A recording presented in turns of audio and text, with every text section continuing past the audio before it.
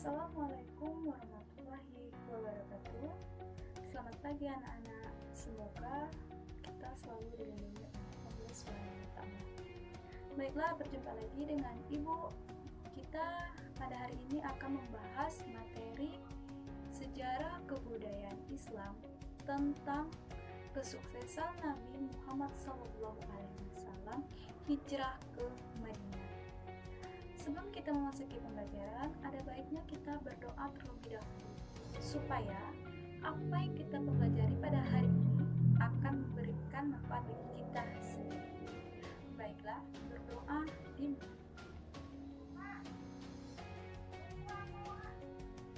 Berdoa selesai. Baiklah, Ibu akan mengecek kehadiran kalian terlebih dahulu ya. Dwi Mariani hadir ya. Elda Septrianti hadir ya. Siti Fatima hadir ya. Amrotul Muyun. Alhamdulillah, sepertinya pada hari ini kita hadir semua.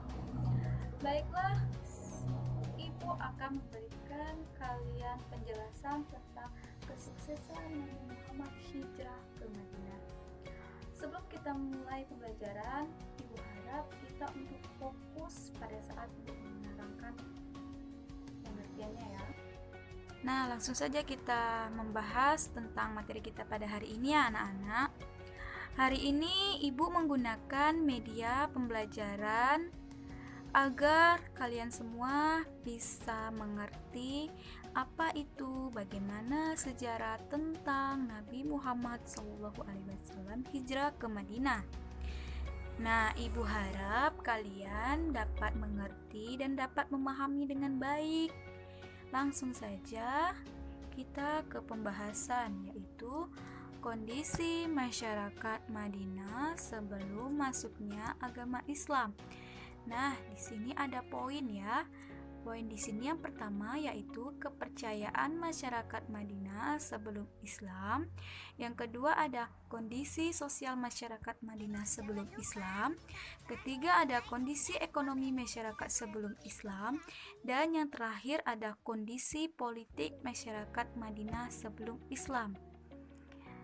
Nah, langsung saja yang pertama yaitu kepercayaan masyarakat Madinah sebelum Islam. Di sini ada pengertiannya yaitu masyarakat Madinah memiliki kepercayaan dan agama yang dianut, yaitu ada Yahudi, ada Nasrani dan pagan.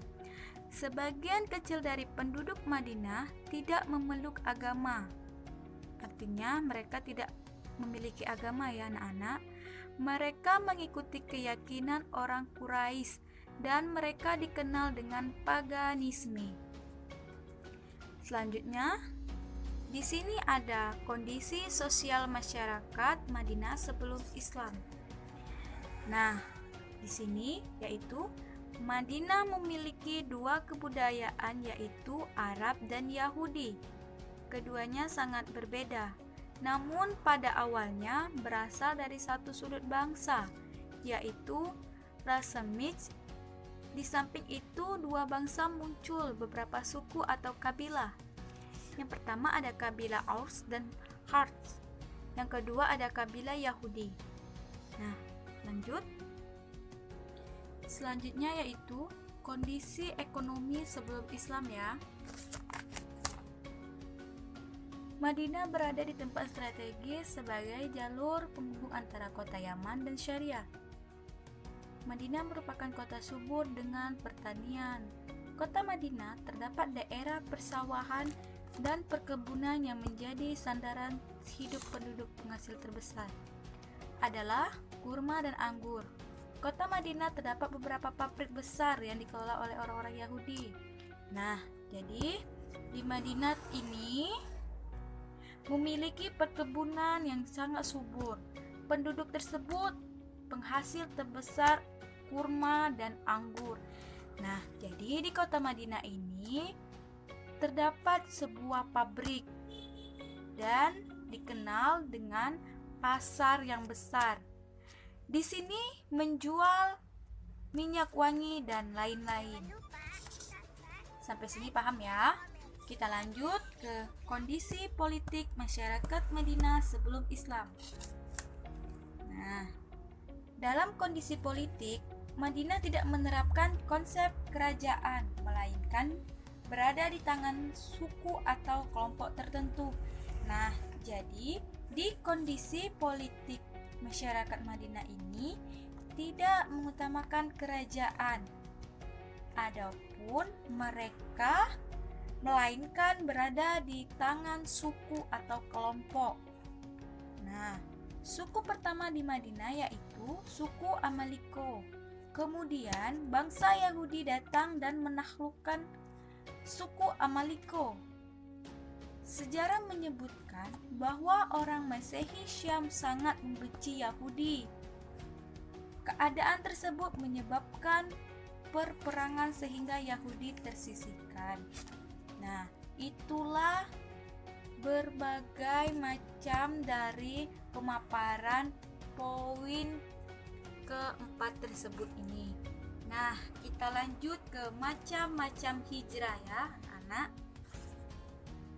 Hijrah terbagi menjadi dua macam, yaitu yang pertama ada hijrah makaniyah, yaitu meninggalkan suatu tempat. Jadi, selama masa ini terjadi 3 kali ya. Yang kedua ada hijrah maknawiyah, yaitu meninggalkan sesuatu yang dilarang oleh Allah.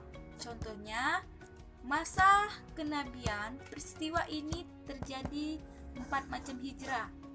Nah, sampai di sini ada yang ingin ditanyakan? Sepertinya tidak ada ya. Kita lanjut ke sebab Rasul melakukan hijrah ke Madinah. Nah, adapun di sini ketika Nabi Muhammad menerima ayat 94 surah Al-Hijr, Rasulullah berdakwah secara terang-terangan. Namun, saat itu terdapat respon keras dari kaum Quraisy. Kaum Quraisy menggunakan berbagai cara untuk mencegah dakwah Nabi. Nah, pada kala itu, saat Rasulullah berdakwah secara terang-terangan, namun kaum Quraisy ini tidak menyetujui. Sehingga kaum Quraisy menggunakan berbagai cara untuk mencegah dakwah Nabi tersebut. Nah, puncaknya saat pemboikotan terhadap Bani Hashim yang merupakan tempat berlindung Rasulullah, hingga hijrah merupakan alternatif perjuangan. Nah, itulah sebab Rasulullah SAW melakukan hijrah ke Madinah ya anak-anak. Nah, Ibu harap kalian tidak jenuh mendengar sejarah tentang ini ya. Ini harus kalian ketahui dan kalian pahami. Nah, yang terakhir yaitu ada faktor yang mendorong Rasulullah memilih Yastrib sebagai tujuan hijrah. Adapun pemaparannya yaitu yang pertama ada Yastrib adalah tempat paling dekat. Yang kedua ada memiliki hubungan baik dengan penduduk di kota itu. Nah, yang ketiga ada penduduknya dikenal dengan kelembutan budi pekerti. Yang terakhir yaitu bagi diri Nabi, hijrah merupakan keharusan selain karena perintah Allah. Nah, itulah pemaparan singkat dari Ibu tentang kesuksesan Nabi Muhammad SAW hijrah ke Madinah.